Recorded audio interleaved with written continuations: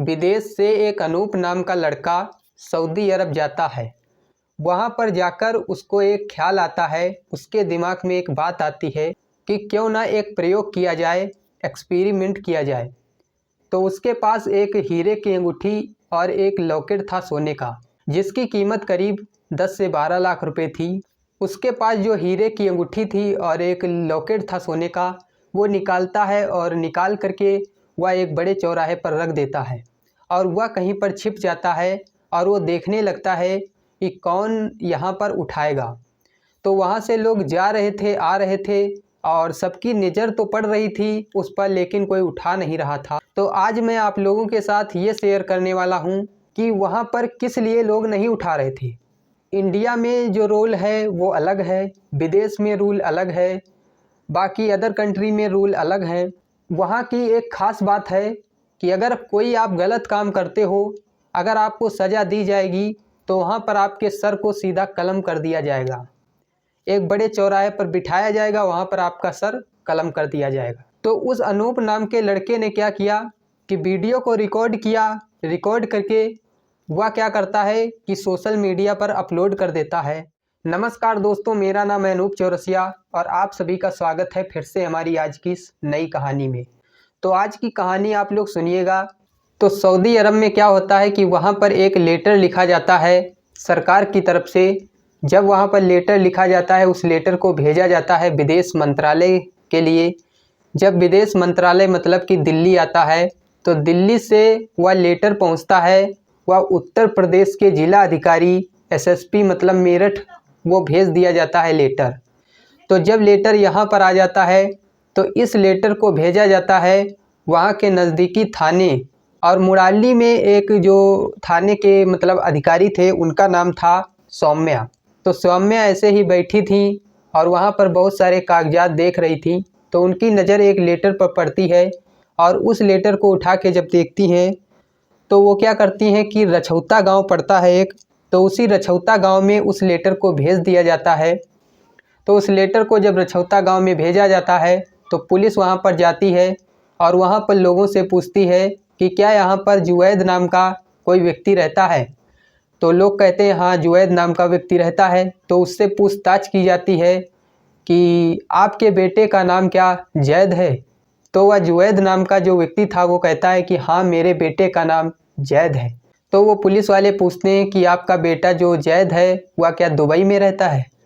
तो जुवैद कहते हैं कि हाँ, मेरे जो बेटे हैं 3, वो दुबई में रहते हैं और बाकी जो बच्चे हैं वो पढ़ाई करते हैं। जुवैद के 7 बेटे थे, 3 बेटे दुबई में रहते थे और बाकी लोग पढ़ाई करते थे। तो उन पुलिस वालों ने जुवैद से कहा कि आपका जो बेटा है उसको जो है सजाए मौत सुनाई गई है। तो जुवैद के पैरों तले से ज़मीन खिसक जाती है कि मेरे बच्चे को सजाए मौत सुनाई गई है दुबई में।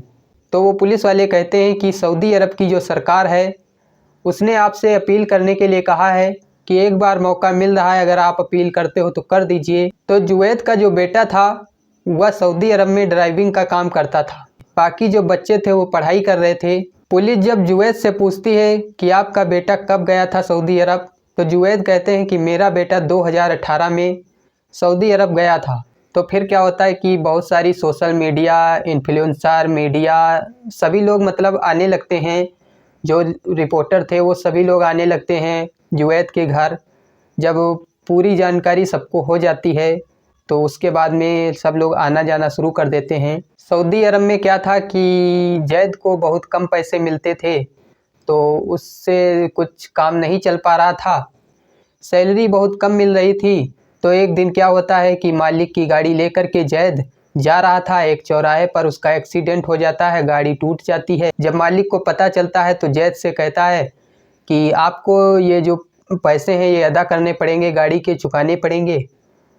तो सऊदी अरब में क्या होता है कि जो मालिक की गाड़ियाँ होती हैं वहाँ पर लाखों में बात होती है, हज़ारों में बात नहीं होती है। तो जो जैद था उसके पास इतने पैसे नहीं थे कि वो पैसे चुका सके, क्योंकि वो नौकरी करता था, कोई इतना रईस आदमी तो था नहीं। तो जब एक्सीडेंट हो जाता है तो मालिक का जो पैसा था वो अदा नहीं कर पाता है जैद। तो जो मालिक होता है वो क्या करता है कि इनके ऊपर मुकदमा लगा देता है। अगर आप लोग सऊदी अरब जाओगे तो आपको बहुत सारे रिकॉर्ड देना पड़ता है आपकी सारी चेकिंग होती है, आप लोग ऐसे विदेश से सऊदी अरब नहीं जा सकते। तो जैद क्या करता है कि एक पुलिस वाले के घर में नौकरी करने लगता है। तो जब नौकरी करने लगता है तो उसको ड्राइविंग करना ही आता था, तो वह उसके घर में ड्राइविंग करता था। तो गाड़ी लेके जा रहा था तो किसी ने मुखबरी कर दी। तो जब किसी ने मुखबरी की तो उसकी गाड़ी जो है वो पकड़ ली जाती है। तो उसमें जो है ड्रग्स निकलता है और कई सारी नशीले पदार्थ थे वो भी निकलते हैं। करीब 700 ग्राम तक जो है वहाँ पर नशीला पदार्थ पकड़ा जाता है। करीब 400 ग्राम ड्रग्स था। तो जब मुखबरी होती है तो जैद को पुलिस पकड़ लेती है। जब पुलिस पकड़ लेती है तो उसी में एक साथी था इनका जैद का, वो पाकिस्तान का था, तो वो भी पकड़ा जाता है। तो दोनों लोग जब पकड़े जाते हैं तो ऐसे केस चलता रहता है। तो जैद की और जो पाकिस्तान का रहने वाला था, तो दोनों लोगों की जो है सुनवाई होने लगती है। इन लोगों की तारीख चलने लगती है। जो जज होता है वो सुनवाई करता है। तो उसके बाद में इन लोगों की सजाए मौत का हुक्म कर दिया जाता है। जैद और पाकिस्तान का रहने वाला जो था, इन दोनों ने जो है अपना जुर्म कबूल कर लिया था। आप लोगों को ये भी बताता चलूँ कि करीब 600 से 700 लोग उस गांव के रहने वाले थे, वहाँ सऊदी अरब में रहते हैं। तो जब सब लोगों को पता चलता है तो उसके बाद में सब सन्न के सन्न रह जाते हैं। वहाँ से उस गांव के 600 से 700 लोग रहते तो थे, लेकिन किसी के साथ ऐसा नहीं हुआ था जैसा जैद के साथ हुआ है। और ये जो मामला चल रहा है ये 15 जनवरी 2023 से चल रहा है।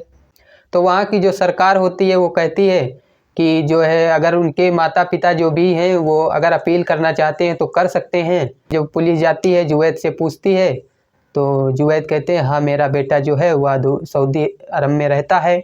फिर जब जुवैद को पता चलता है ये सब सारी बातें, तो जुवैद जो है सबसे, सरकार से, हर किसी से जो है वो अपने बेटे के बचाने के लिए अपील करने के लिए कहने लगता है। अभी तक 2024 में 214 मौत की सजाएं सुनाई गई हैं।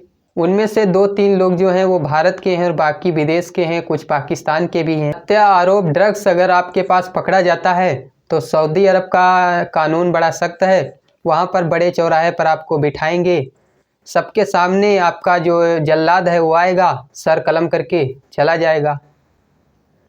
वहाँ मौत इस तरीके से दी जाती है कि लोग जो देखने वाले हैं उनकी रूह कांप जाए, और ऐसा काम कभी कोई ना करे, कानून का जो पालन है वो करे, कानून का जो नियम है वो ना तोड़े। ऐसा भी हो सकता है कि जिस घर में जैद काम कर रहा था पुलिस वाले के घर में, क्या पता उसी ने मुखबरी कर दी हो और उसने ही ड्रग्स और नशीले पदार्थ भर के वहाँ पर भेजे हो, ऐसा भी हो सकता है। तो इस कहानी को लेके आपका क्या कहना है तो आप लोग कमेंट बॉक्स में बताइएगा। इस कहानी को सुनाने का मकसद किसी को परेशान करना नहीं है, बल्कि आपको जागरूक और सतर्क करना है ताकि आप लोग सुरक्षित रहें। तो अब चलिए मिलूंगा अगली कहानी में, तब तक के लिए जय हिंद, जय भारत।